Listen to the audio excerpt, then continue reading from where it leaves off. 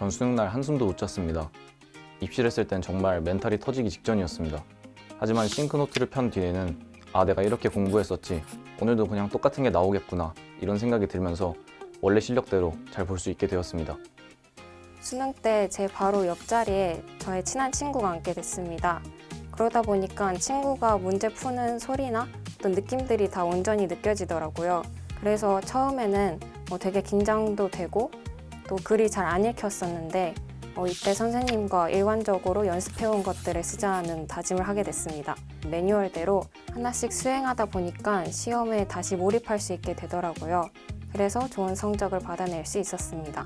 겉보기에는 조금 난해해 보이는 지문이라도 저는 그냥 웃으면서 풀었던 것 같아요.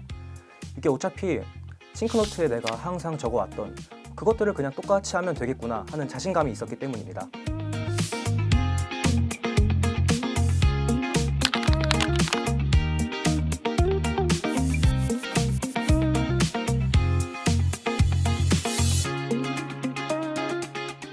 박석준의 뇌를 복제한 긍정적 노력파, 2016 수능에서 수능 100분위 98을 이뤄낸 양우창입니다.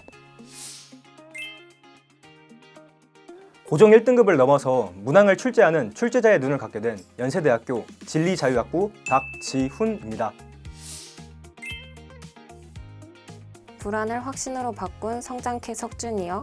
경희대 의예과에 합격한 강민지입니다.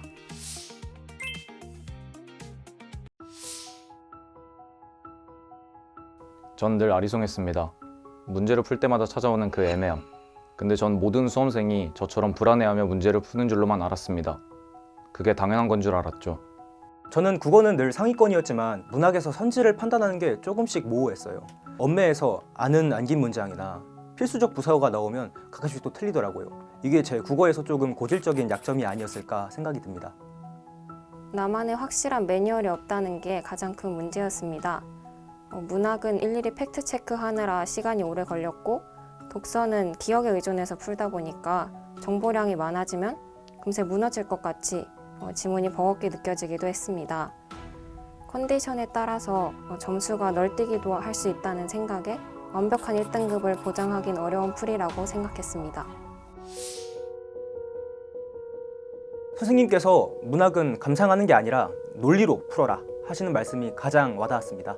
내가 감상하는 그런 나의 주관이 아니라 이미 정립된 클리셰 같은 평가원의 기준을 배우고 나니 수능 문학이 완전히 다르게 보이더라고요.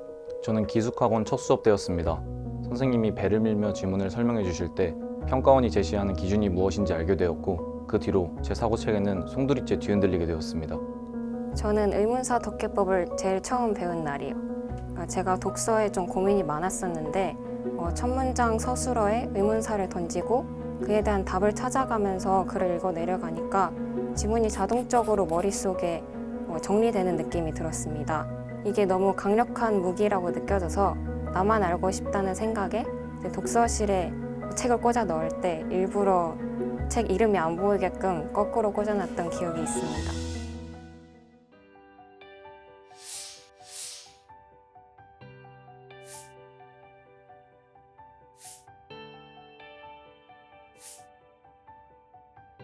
저는 후 단계가 가장 중요하다고 생각했습니다. 그러나 시간은 전, 중 단계에 가장 많이 썼는데요.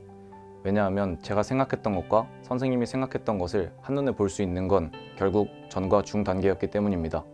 그러고 나서는 간결하게 후 단계에 제가 고쳐야 할 것들만 적었습니다. 저는 선생님 수업의 핵심 포인트를 제 노트 그리고 제 머리에 그대로 옮기는 과정에 집중했습니다. 이때 단순히 받아 적는 게 아니라 선생님이 어떻게 생각해서 어떻게 푸셨는지를 그대로 내 머릿속에 동기화 시킨다는 것이 제가 성적을 유지하는 비결이었습니다. 저도 수강 후 단계가 핵심이라고 생각해요.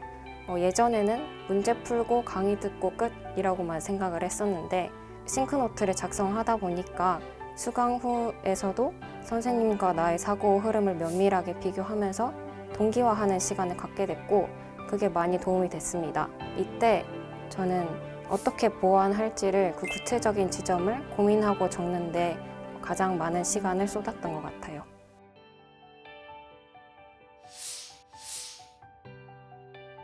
저는 제가 시험에서 틀리는 문제가 있으면 그 문제들을 모아서 유형화하는 작업에 집중했습니다.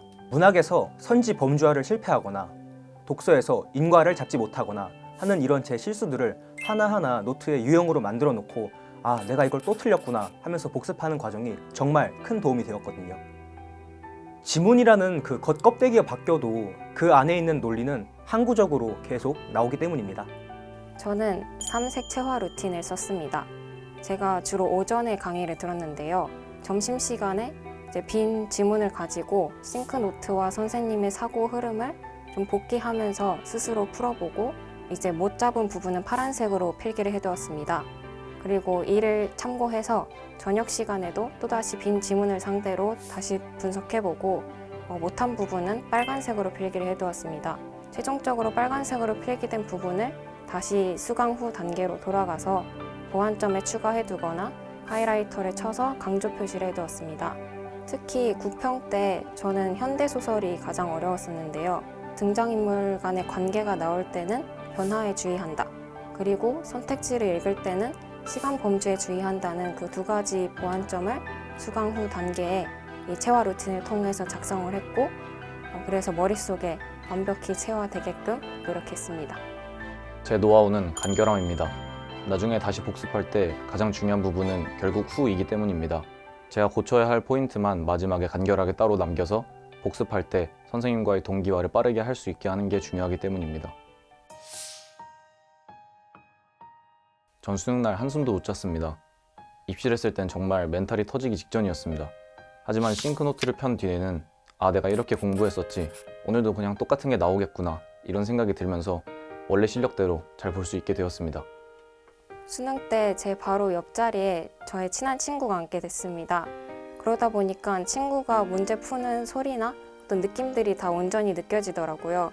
그래서 처음에는 되게 긴장도 되고 또 글이 잘 안 읽혔었는데 이때 선생님과 일관적으로 연습해온 것들을 쓰자는 다짐을 하게 됐습니다.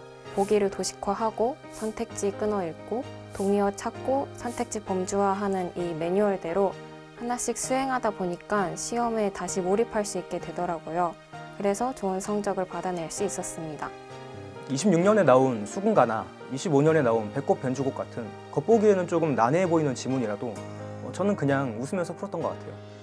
이게 어차피 싱크노트에 내가 항상 적어왔던 사실관계 파악, 보기, 범주에 말은 해석, 그것들을 그냥 똑같이 하면 되겠구나 하는 자신감이 있었기 때문입니다. 그렇게 해서 현장에서도 편하게 풀어냈고 맞췄던 것으로 기억합니다. 제발 간풀이라는 그런 허황된 고집으로 작두타지 마세요. 우리는 무당이 아니라 수험생입니다. 이미 나와 있는 클리셰, 그런 객관적 기준으로 수능 국어에 접근했을 때 흔들리지 않는 진짜 실력을 얻게 될 겁니다. 국어가 감이라는 학생들이 많습니다. 하지만 직접 경험해보면 절대 그렇게 말할 수 없습니다. 만약 감이었다면 제가 이 자리에 있을 수도 없었을 것입니다. 감이 아니라 제가 지금까지 해왔던 공부들이 총 집합체가 되어 수능날 결과가 되었기 때문입니다. 여러분도 꼭 올해 선생님을 믿고 수능 대박 나시길 바라겠습니다. 국어는 감이 아니라 명확한 객관적 기준입니다. 저는 확실한 국어 1등급이 필요했습니다. 선생님과 함께 공부하면서 일관된 기준으로 매뉴얼을 같이 만들어갈 수 있었습니다. 여러분도 선생님과 같이 본인만의 매뉴얼을 만들어 가시길 바랍니다.